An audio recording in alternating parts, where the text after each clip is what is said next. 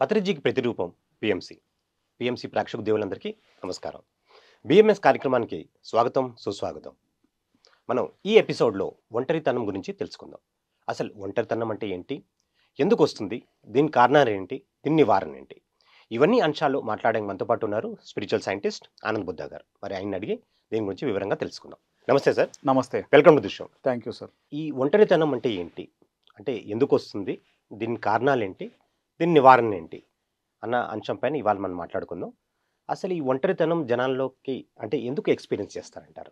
ఒంటరితనం అనేది అదొక negative emotion, negative emotion. Correct. Negative feeling. ఎందుకు ఒంటరితనంగా ఫీల్ అవుతారు? ఎవరు ఫీల్ అవుతారు ఒంటరితనంగా అంటే? ఎక్కువ మందిలో డబ్బున్న వాళ్ళల్లో ఉంటుంది. ఓకే. ఇప్పుడు డబ్బు లేని వాళ్ళేమో డబ్బుల కోసం ప్రయత్నం చేస్తూ దాంట్లో వాళ్ళ చేసే Busy గా జీవితం ఉంటారా? అంతా కొట్టుకొని పోతూ ఉంటుంది. అన్నీ ఉన్నవాడికి ఏమవుతుందంటే అన్నీ ఉన్నాయి, వాట్ నెక్స్ట్ ఏదో తెలియదు. ఫర్ ఎగ్జాంపుల్ బుద్ధుని తీసుకో. బుద్ధుడికి లేనిది ఏంటి? చక్రవర్తి ఆయన. అన్నీ ఉన్నాయి, రాజ్యం ఉంది, సంపద ఉంది, జస్ట్ అడగకుండానే అన్నీ ఉన్నాయి ఆయనకు. Yes. వాళ్ళ తండ్రి అన్నీ అరేంజ్ చేశాడు అట్లా బుద్ధుడికి.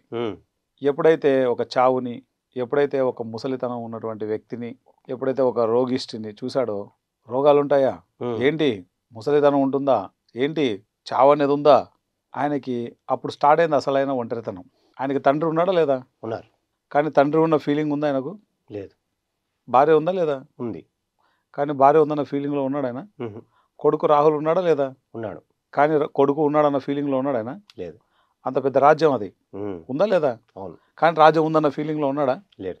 అన్నీ ఉండి అన్నింటిలో ఉండి ఆయన్ని సాటిస్ఫై చేయనప్పుడు చాలా ఆ ఒంటరితనం భయంకరమైన ఒంటరితనం అది. అసలైన ఒంటరితనం అది. అన్నీ ఉంటాయి కానీ ఏది అతనికి ఆనందాన్ని ఇవ్వవు. ఎస్. చాలామంది ఏమనుకుంటారంటే భార్య భర్త ఉంటారు. భర్త ఉంటే భార్య చనిపోయింది అనుకో, అయ్యో పాపం ఒంటరివాడు అయిపోయాడు, మొన్నటి వరకు భార్య ఉండేది అంటారు. లేదా భర్త చనిపోయినాడు అనుకో, భార్య ఒంటరిది అయిపోతుంది.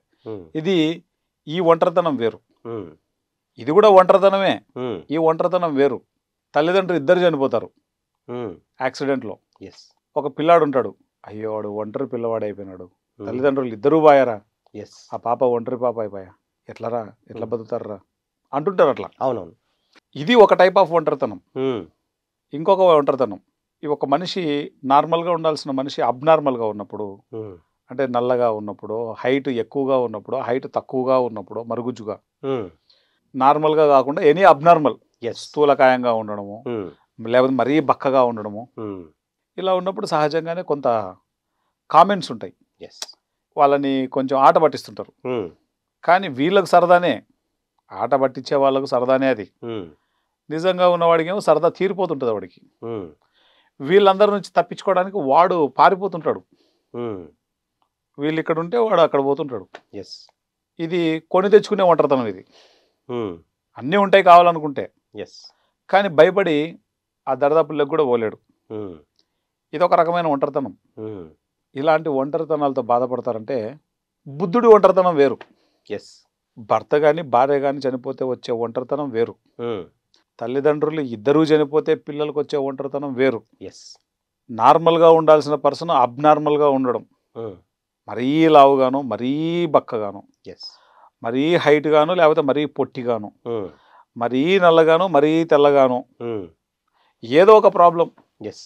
గూని రావడము, చాలామంది గూని ఉంటుంది. తర్వాత అట్లా రకరకాలుగా అవును. ఏదో ఒక రకం అనుకో, ఎనీ అబ్నార్మల్. ఎస్. అది ఉన్నప్పుడు వాడు వాంటెడ్లీ అందరి నుంచి దూరం పారిపోతుంటాడు, వాళ్ళు ఎక్కడ కామెంట్ చేస్తారో అని. ఎస్. ఇది ఒక రకమైన ఒంటరితనం.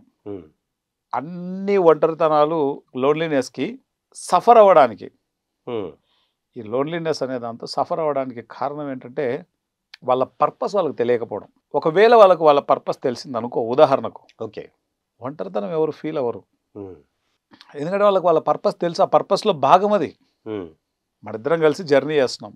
ఉదాహరణ చెప్తున్నా, ఇద్దరం దోస్తులం, నువ్వు నేనో పుట్టుకొని పోయినాం అనుకుందాం. నేనే ఒంటరితనం ఫీల్ అవ్వను, నువ్వు అంతకంటే ఫీల్ అవ్వవు. ఎందుకంటే ఇది part of game. Part of గేమ్లో ఎవడో ఒకడు ముందు పోతాడు, తర్వాత వెనకాల పోతాడు. పోయేదేం యాడ్ చేసినా అడిగే కదా పోయేది. మనకు పర్పస్ తెలుసు కాబట్టి ఇంత లైట్గా మాట్లాడుతున్నాం. అదే పర్పస్ తెలియకపోతే తల గోడకేసి బాదుకుంటాం. అయ్యో శ్రీకాంత్, అయ్యో ఆనంద్ అని. ఎవరికైతే వాళ్ళ పర్పస్ తెలీదో వాళ్ళు కంప్లీట్గా ఆ ఒంటరితనంలో చాలా స్ట్రగుల్ అవుతారు. ఉదాహరణకు ఇదే Banjara Hills, Jubilee Hills, Gachibowli, Madhapur, హైటెక్ సిటీ, ఈ ఏరియాల్లో ఎన్నో పెద్ద పెద్ద ఇల్లులు ఉంటాయి. దాంట్లో ముసలోళ్ళు ఉంటారు, కొడుకులు ఉండరు, కూతుర్లు ఉండరు. వాళ్ళు అమెరికాలోనో, కెనడాలోనో, ఆస్ట్రేలియాలోనో, సింగపూర్లోనో ఎక్కడో సెటిల్ అయి ఉంటారు. చూడడానికి లంకంత ఇల్లులు అవి. బిక్కు బిక్కు అనుకుంటే 2 మనుషులు జీవిస్తుంటారు దాంట్లో. వాళ్ళకు ఒక పని మనిషి, 2 పని మనుషులు పనిచేసే వాళ్ళు ఉంటారు, అన్నం పెట్టడానికి, క్లీన్ చేయడానికి. వాళ్ళ లైఫ్లో కావాల్సిన డబ్బు ఉంటుంది, కావాల్సిన ఆస్తి ఉంటుంది, కారు ఉంటుంది, డ్రైవర్ ఉంటాడు, బ్యాంక్ బ్యాలెన్స్ ఉంటుంది, ఎక్కడికి కావాలంటే అక్కడికి పోగలరు వాళ్ళు, ఏది కావాలంటే అది అనుభవించగలరు వాళ్ళు. అన్నీ ఉన్న అల్లున్నోట్లో శని అన్నట్లు ఇవన్నీ ఉంటాయి, కానీ ఒంటరితనంతో బాధపడుతుంటారు. ఎందుకు ఒంటరితనంతో బాధపడతారు? అది వాళ్ళ పర్పస్ ఆఫ్ లైఫ్ అనేది వాళ్ళకి తెలియదు. ఒకనొక టైం వచ్చేసరికి అరే మనతో మనం పెంచిన పిల్లలు లేరు, అమ్మాయి అమెరికాలో ఉంది, అబ్బాయి జర్మనీలో ఉన్నాడు, మనవాళ్ళు లేరు, మనవరాళ్ళు లేరు. ఏముంటుంది పొద్దున్న లేస్తే పని? వాళ్ళు పొద్దున్న బ్రేక్ఫాస్ట్ చేయడం, మధ్యాహ్నం లంచ్ చేయడం, సీరియస్గా సిన్సియర్గా ఈవినింగ్ స్నాక్స్ తినడం, ఏదో ఒక సినిమా చూడడం, ఎవరైనా ఫ్రెండ్స్ వస్తే కాలక్షేపం చెప్పడం చేయడం, తర్వాత వస్తే ఒక డిన్నర్ చాలా సిన్సియర్గా ఒక డిన్నర్ చేసేసి పడుకోవడం. పొద్దున్న లేస్తాం, మళ్ళీ బ్రేక్ఫాస్ట్ చేస్తాం, మళ్ళీ లంచ్ చేస్తాం చాలా సిన్సియర్గా, మళ్ళీ స్నాక్స్ తింటాం సీరియస్గా, కాలక్షేపం చేస్తాం, ఒక మూవీ చూస్తాం, మళ్ళీ రెండో రోజు మళ్ళీ నిద్రపోతాం, మళ్ళీ పొద్దున్న లేస్తాం, మళ్ళీ ఏం చేస్తాం? మళ్ళీ ఇదే కార్యక్రమం. జీవితం అంతా ఇది చేస్తూ ఉంటే ఏమవుతుంది? మనిషికి జీవితంలో ఏముంది, ఏమీ లేదు కదా అనేసి అనుకుంటాడు. స్వర్గం కూడా నరకం అయిపోతుంది. ప్రకటనలు మీవి, ప్రచారాలు మావి, జీవితంలోని వెలుగులందరివి. పిఎంసి తెలుగు ఛానల్లో మీ యాడ్స్ కోసం సంప్రదించవలసిన ఫోన్ నంబర్స్. మనిషికి ప్రతిరోజు అదే అయితే ఉన్న స్వర్గం కూడా నరకంగా అనిపిస్తుంది వాడికి. అవును. ఎప్పుడు మన జీవితం ఈ ఒంటరితనం నుంచి మనం బయటపడతామంటే ఆత్మజ్ఞానం ఉన్నప్పుడు మాత్రమే బయటపడతాం. అదర్వైజ్ బయటపడడానికి కుదరదు. అట్లా నువ్వు ఏం చేయాలో ఈ భూమి మీద ఏం చేయడానికి వచ్చావో ఆ పనిని చేసినప్పుడు మాత్రమే నీకు అసలు సిసలైనటువంటి తృప్తి, ఆనందం అనేది వచ్చేది. అదర్వైజ్ అదే ఒంటరితనంలో జీవితం అంతా కొట్టుమిట్టాడుతూ ఉంటావు. అంత ఆశామాషి ఉండదు, సరదా తీరిపోద్ది అట్లే. ఈరోజు అలా బాధపడే వాళ్ళ సంఖ్య 50% అబవ్ ఉంది. Not only old age people, youngsters కూడా అంతే. అన్నీ ఉంటాయి వాళ్ళకి, కానీ లోన్లీనెస్గా సఫర్ అవుతుంటారు. తల్లి ఉండదా అంటే ఉంటుంది, తండ్రి ఉండడా అంటే ఉంటుంది, వాళ్ళకి సిస్టర్స్ బ్రదర్స్ ఉండరా అంటే ఉంటారు, వాళ్ళకి కావాల్సినవన్నీ ఉంటాయి. లోన్లీనెస్కి ఫీల్ అవుతుంటారు, ఎందుకంటే వాళ్ళ పర్పస్ వాళ్ళకి తెలియదు. ధ్యానం కనుక లేకపోతే, ఏ జీవితంలో ధ్యానం ఉండదో ఆ జీవితంలో ఆ వ్యక్తికి తృప్తి ఉండదు, ఆనందం ఉండదు. ఇది ఫండమెంటల్ పాయింట్. అందుకే విపరీతమైనటువంటి ఒంటరితనంతో బాధపడుతుంటారు. అన్నీ ఉంటాయి, కానీ వాడు ఒంటరి వాడుగా ఫీల్ అవుతుంటాడు, ఎవరికి ఏం చెప్పుకోలేడు. వాడి బాధ అర్థం కాదు వేరే వాళ్ళకి ఎవరికైనా చెప్పినా, కాబట్టి వాడిలో వాడే బాధపడుతుంటాడు. ఎప్పుడైతే ధ్యానం చేస్తారో అద్భుతాలు జరుగుతాయి. ఈ జన్మలో నేను ఒక గొప్ప పని చేయడానికి వచ్చా అనుకో, నేను ఒక పరమ కోటీశ్వరుణ్ణి, నా తల్లిదండ్రులకి మంచి సౌండ్ పార్టీ, నేను ఈ జన్మలో ఒక కర్మ చేయడానికి వచ్చా ఇక్కడ భూమి మీదకి అనుకో. ఈ కర్మ చేయడానికి వచ్చినప్పుడు నేను గనక ఫస్ట్ ఆఫ్ ఆల్ నా పర్పస్ని రియలైజ్ అవ్వకుండా నేను ఆ కర్మ చేయలేదనుకో, భయంకరమైన లోన్లీనెస్ని నేను ఫీల్ అవుతుంటా లోపల. ఎందుకంటే ఏదో చేయాలని ఆత్మ చెప్తూ ఉంటుంది, అది ఏం చేయాలో మనసుకు తెలిసి అవ్వదు, చెయ్యలేదు. నేను ఏదో మిస్ అవుతున్నా, ఏదో మిస్ అవుతున్నా, ఏదో మిస్ అవుతున్నా అని కొట్టుకుంటుంటుంది. దీన్ని నేను ఎక్స్పీరియన్స్ చేశాను, అందుకే అంత ఘంటాపదంగా చెప్పగలుగుతున్నా. నేను ఒక ప్రాజెక్ట్లోకి వెళ్ళినప్పుడు, అది నేను చేయాల్సిన ప్రాజెక్ట్ కాదు యాక్చువల్గా, నాకు సంబంధం లేని ప్రాజెక్ట్లోకి వెళ్ళాల్సి వచ్చింది. వెళ్ళా, సరే మంచి కాజు కోసం కదా అని వెళ్ళా. వెళ్ళిన తర్వాత పత్రి సార్ కూడా షాక్ తిన్నాడు, ఏంట్రా నువ్వు ఇక్కడ ఉన్నావు అని. అంటే సార్కి అదొక జర్క్, అది సార్కే. నేను ఏదైతే చేయాలో అది కాకుండా అది వేరే దాంట్లోకి వెళ్ళిపోయా, ఆల్రెడీ వెళ్ళిపోయా. ఓకే, ప్లేస్ కూడా మారిపోయా. నాకు అక్కడ డబ్బు వస్తుంది, పేరుంది, హోదా ఉంది, ఒకటి కాదు 2 కార్లలో తిరుగుతున్నాను. 2010 సంగతి నేను చెప్పేది. 2010లో ఒక మారుతి 800, ఒక ఇండికా విస్తా, 2 కార్లు.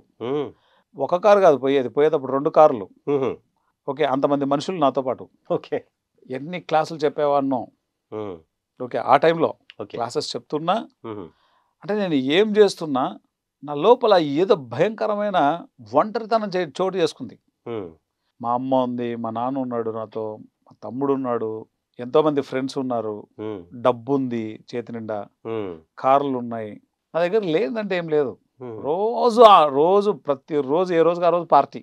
ప్రతిరోజు పార్టీ అంటే మా ఇంటి మీద అందరిని పిలవడము, చక్కగా మంచిగా ధ్యానం చేయించడము, ధ్యానం అయిపోతే మంచి పాటలు పెట్టుకొని డ్యాన్స్ వేయడము, నచ్చిన ఫుడ్ రోజు ఒక ఫుడ్ తయారు చేయించేసుకొని తినడము, హాయిగా కబుర్లు చెప్పుకుంటూ ఉండడం. That is the party. చేస్తున్నా అన్నిట్లో బిజీ ఉంటున్నా ఒంటరితనం ఫీల్ అయ్యేవాడిని. ఎందుకు?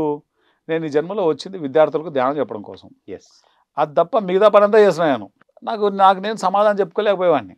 నా లోపల ఏదో వెలితి ఎందుకు ఈ వెళ్తుంది, ఎందుకు నేను ఈ ఒంటరితనం ఫీల్ అవుతున్నాను, లోపల ఎందుకు ఇలా అయిపోతుంది, అన్ని బాగున్నాయి కదా, ఒకప్పుడు కంటే ఇంకా బాగున్నాం కదా. నాకు నేను సర్ది చెప్పుకునేటోని ఎప్పుడు. నాకు అప్పుడు అర్థం కాల. తర్వాత రియలైజ్ అయ్యా నేను, మనం దేనికోసం అయితే పుట్టామో ఆ పని గనక చేయకపోతే బతికి లేనట్లే. ఆ ఒంటరితనం చాలా భయంకరంగా ఉంటుంది. అది ఫస్ట్ పాయింట్. రెండో పాయింట్, చాలామందికి అర్థం కాని విషయం ఏంటంటే దీని నుంచి ఎలా బయటపడాలి. దీని నుంచి బయటపడడానికి ఏమైనా మార్గం ఉందా? 3 మార్గాలు ఉన్నాయి. ఒకటి, నీ ఎరుకను పెంచుకోవడం. నీ సాధన ద్వారా నీ ఎరుకను పెంచుకోవడం. సాధన బలంగా ఉండాలి. ఎప్పుడు ఎరుక పెరుగుతుంది, బై డిఫాల్ట్ పెరుగుతుంది. 2, విశేషంగా ధ్యాన పుస్తకాలు చదవాలి, ఆధ్యాత్మిక పుస్తకాలు చదవాలి, న్యూ ఏజ్ స్పిరిచువల్ సైన్స్ పుస్తకాలు చదవాలి. పుక్కిటి పురాణం చదవకూడదు. న్యూ ఏజ్ స్పిరిచువల్ సైన్స్ చదవాలి, భగవద్గీత చదవాలి, రామాయణం చదవాలి, వేదాలు, ఇతిహాసాలు, ఇవన్నీ కూడా అద్భుతమైనటువంటి జ్ఞానాన్ని ఇచ్చేవి. అన్ని చదవాలి. ఇవన్నీ పనికిరాని చెత్త చదవకూడదు, దానివల్ల కాంప్లికేషన్స్ అవుతాయి. ఏం చదవాలి అన్నది కూడా చాలా ఇంపార్టెంట్. పనికొచ్చే పుస్తకాలు చదవాలి. 2, మూడో పాయింట్, సజ్జన సాంగత్యం. ఆల్వేస్ నీకన్నా గొప్ప మాస్టర్లతోటి ఎప్పుడు నువ్వు డిస్కస్ చేస్తూ ఉండాలి అన్ని విషయాలు. ఈ 3 పనులు మనం చేసినప్పుడు ఈ ఒంటరితనం నుంచి మనం బయటకు వచ్చేస్తాం. బై డిఫాల్ట్గా మనకు మంచి గైడెన్స్ అందుతుంది. చక్కగా అద్భుతంగా డెవలప్ అవుతాం. అలాగే ఈ ఒంటరితనం గురించి బాగా అద్భుతంగా చెప్పారు. అంటే ఎలా వస్తుంది, ఎందుకు వస్తుంది, దాని నివారణ కూడా చెప్పారు. అలాగే ఏకాంతం అని కూడా అంటూ ఉంటాం. ఈ ఒంటరితనంకి ఏకాంతానికి ఏమైనా డిఫరెన్స్ అయినా ఉందా, లేకపోతే 2 ఒకటేనా, లేకపోతే పదాలు 2 వేరు వేరే అయినప్పటికీ దాని భావార్థం ఒకటేనా? కొంచెం వివరించి చెప్తారా? పదాలు వేరే ఒకటెట్లయితుంది? ఒంటరితనం అనేది మన పర్పస్ ఆఫ్ లైఫ్ ఏంటో మనకు తెలియకపోవడం వల్ల వచ్చేది. ఏకాంతంలో ఉండడం అనేది ఏంటి? హాయిగా మనతో మనం ఉండడం ఏకాంతంలో. అంటే మనతో మనం ఉన్నప్పుడు ఏకాంతం, మనతో మనం లేనప్పుడు ఒంటరితనం అని చెప్పచ్చు. అంతే సింపుల్. సో మనతో మనం ఉన్నప్పుడు మరి మనలో ఎలాంటి మార్పులు సంభవిస్తాయి? అంటే మనం ఏ స్థితిలో ఉంటాం, అది కొంచెం వివరించి చెప్తారా? ఇప్పుడైతే మనతో మనం ఉంటామో ఈ ప్రస్తుతంలో ఉంటాం. ఇక్కడ ఉంటాం అంతే 100%. అంటే మనం ప్రజెంట్లో ఉంటాం. ప్రతి మనిషి ప్రాబ్లం ఏంటంటే ప్రజెంట్లో లేరు. అవును, కరెక్ట్. అది మనతో మనం ఉండడం అంటే ఏంటి? ఈ ప్రస్తుతంలో ఉండడం. ప్రస్తుతంలో ఉన్నప్పుడు మనం ఈ ప్రస్తుతం ఏం చేయాల్సిన కర్మను మనం చేస్తూ ఉంటాం. ఏ మూమెంట్కి ఆ మూమెంట్ మనం ఏం చేయాలో అవి చేసుకుంటూ పోతే అంతకు మించిన సక్సెస్ ఏ ఉంది. అదే కదా ముక్తి అంటే. అంటే చేస్తున్నా ఇప్పుడు ఈ ప్రస్తుతంలో ఏ పని అయితే చేస్తున్నావు దాంట్లో ఆనందం పొందుతూ కంప్లీట్గా ఇన్వాల్వ్ అయిపోయి ఉంటే అది మనకి సక్సెస్ని తెస్తుందంటారా? 100%. నీ యొక్క లైఫ్ పర్పస్లో నువ్వు ఏదైతే చేయాల్సింది ఉందో అది చేసినప్పుడు ఆనందం, ఇవన్నీ బై డిఫాల్ట్గా బై ప్రోడక్ట్స్. అవి ప్రకటనలు మీవి, ప్రచారాలు మావి, జీవితంలోని వెలుగులందరివి. పిఎంసి తెలుగు ఛానల్లో మీ యాడ్స్ కోసం సంప్రదించవలసిన ఫోన్ నంబర్స్ ఏదైతే జీవితంలోకి రావాలో అవన్నీ వచ్చేస్తాయి, బై ప్రోడక్ట్స్ అంతే. అంటే చాలామంది మీరు అన్నట్టుగా ప్రస్తుతంలో జీవిస్తే కనుక, ఎరుకుతో జీవిస్తే కనుక మన జీవితాన్ని ఎంతో అద్భుతంగా చేసుకునే వాళ్ళం అవుతాం. కానీ చాలామంది ఏంటంటే కనుక గతంలో జీవిస్తూ ఉంటారు. మనం మహాభారతంలో ఒకనొక ఎపిసోడ్లు చెప్పుకున్నాం.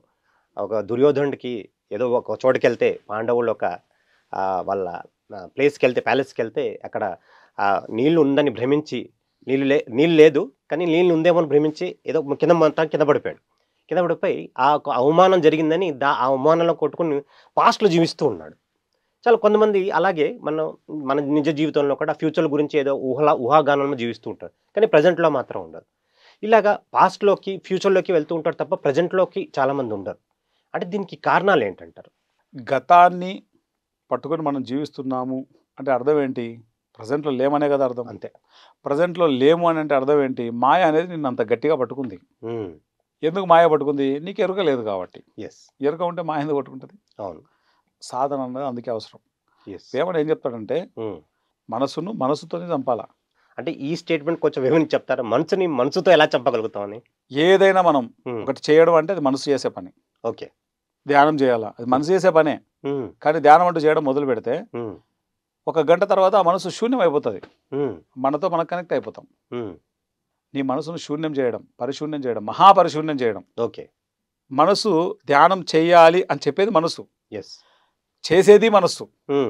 ఆ ప్రాసెస్ జరిగిన తర్వాత ఆ మనసు ఉండదు. దాన్ని మనసుతో మనసును చంపడం అంటే. చాలా అద్భుతమైన విషయం చెప్పారు. అలాగే మన గతంలో ఎలాగైతే వెళ్తూ ఉంటాడో అండ్ ఫ్యూచర్లో వెళ్ళడానికి కారణం కూడా ఇదే అంటారా? ఈ మనసు ఒక ఫ్యూచర్లో తీసుకుపోతూ ఉంటుంది.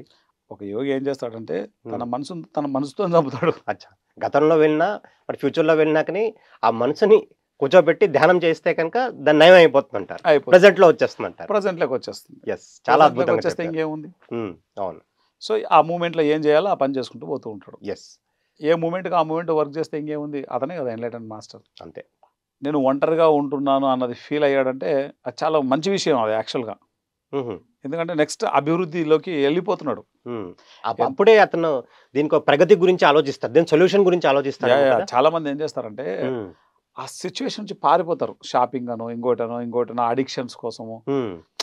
అవును. ఆ లోన్లీనెస్ నుంచి బయటపడడానికి షాపింగ్ చేస్తారు. కొంతమంది తింటారు, కొంతమంది అడిక్ట్ అవుతారు. దేనికో దానికి ఆల్కహాల్కో, సిగరెట్కో, ఎంజాయ్మెంట్కో, దేనికో దానికి అడిక్ట్ అయిపోతారు.